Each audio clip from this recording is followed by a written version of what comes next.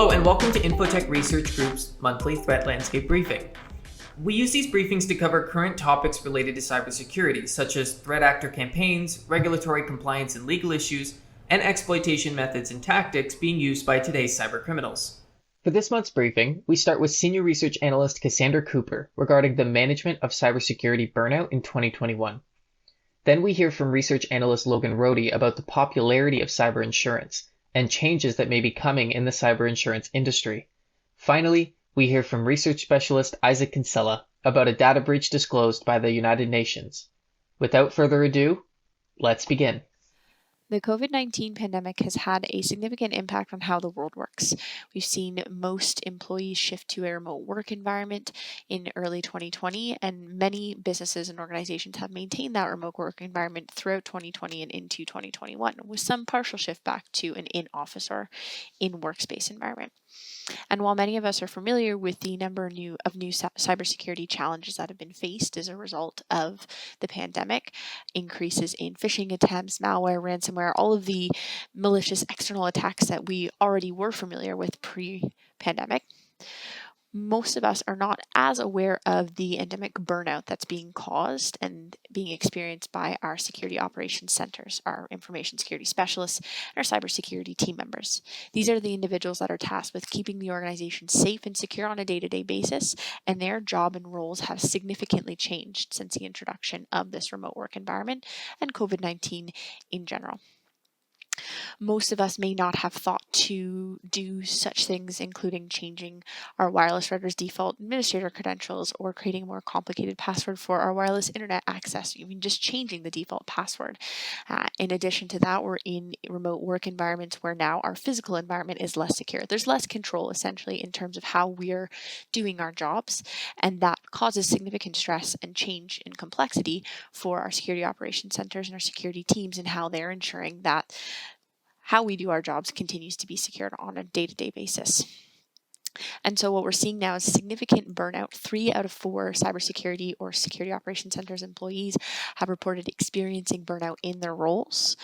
And this is coupled with the fact that these employees are increasingly being made to feel as if their roles are complex and changing and may not have the support.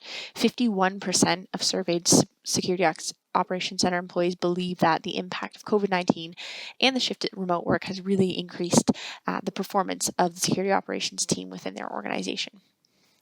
And so what can really be done here to counter this? How are we going to make sure that in this changing environment, continuing to be supported by our security operations centers and teams, that this burnout is an experience and we can reduce the levels of risk to the organization? You should be positioning your SOC team for success, so ensuring that they have the tools in their tech stack to support the complex and challenging environment that they're now protecting, making sure that any legacy applications or systems are updated, maybe modified, changed. Ensuring that the rest of the organization is also receiving frequent and up-to-date cybersecurity training, as well as any other training in terms of changes in how they're doing their jobs, so that that insider threat becomes less of a risk. And then finally, if there are significant new challenges or tasks that your security operations center team is taking on, or any team members are taking on from the cybersecurity side of things, try to narrow the skills gap. So provide them with the extra support they need for training, for any new certifications, for any new educational opportunities that are going to allow them to be confident and do their jobs as well as possible.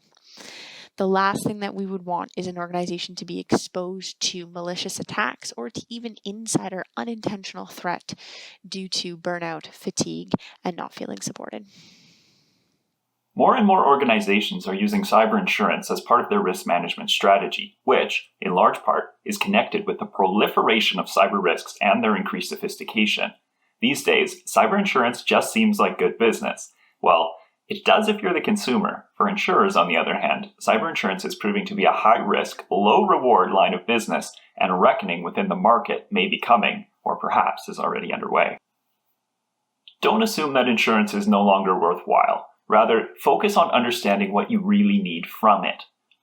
The crux of the issue is that cyber risk is both difficult to calculate and omnipresent in today's business landscape. As a result, insurers are increasingly paying claims to help their clients deal with things like ransomware and the resultant business interruptions. It's no secret that ransom costs have been rising steadily in recent years, causing premium prices to increase as well. and additional increases are likely on the horizon to respond to the fact that many insurers are making little money with cyber policies, as a relatively small number of claims can wipe out revenue that premiums bring in and can even force insurers to use their own cover provided via the reinsurance market, which, simply put, is insurance for insurers. The issue at stake in this cyber insurance shakeup is the fact that cyber risk remains very difficult to calculate. Unlike more traditional forms of insurance that have fully fledged actuarial models to determine how risky something is, cyber insurance has largely depended on self-attestations of organizational security posture, and varying models are used to assess risk based on the answers provided.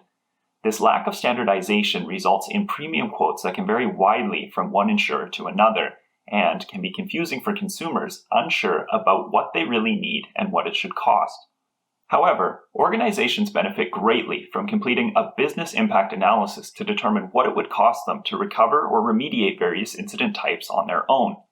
These estimates help to clarify how much insurance is necessary, especially if premium prices continue to rise, and self-insurance options must be considered alongside a formal policy that may not cover all expenses. The end result? Cyber insurance is starting to look a lot less lucrative for insurers and reinsurers alike, and how the industry deals with this shift remains to be seen, though it seems doubtful that consumers will benefit from any sort of restructuring that takes place. The United Nations discloses data breach. Breach exposes the United Nations Environmental Programme's private records. Disclosed on January 4th after it was subsequently patched, over 100,000 records were exposed. Travel plans, record demographics, project funding sources, and a multitude of other personally identifiable information were taken from the directory. According to Nathaniel Kofod, co-founder and CSO at Cloud Identity, he had stated that the vulnerability could have been prevented if proper security measures had been in place. These would include granular authorization requirements placed on the exposed Git repositories, transactional sessions, and UEBA context for changing security or risk profiles, coupled with an analysis of clients and usage patterns. The report had already been filed with the UN privately. However, the UN Office of Information and Communication Technology acknowledged the report much later, stating that the DevOps team had taken steps to patch the vulnerability and that the impact assessment was already underway.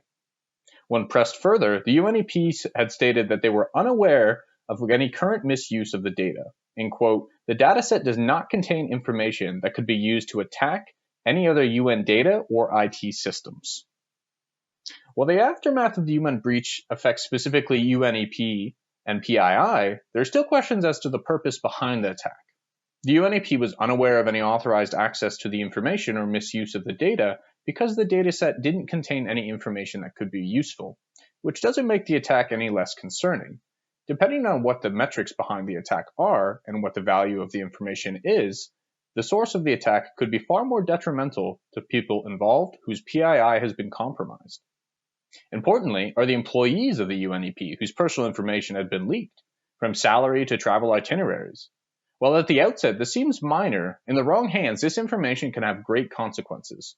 Dates, destinations, travel plans of officials are concerning for a myriad of reasons.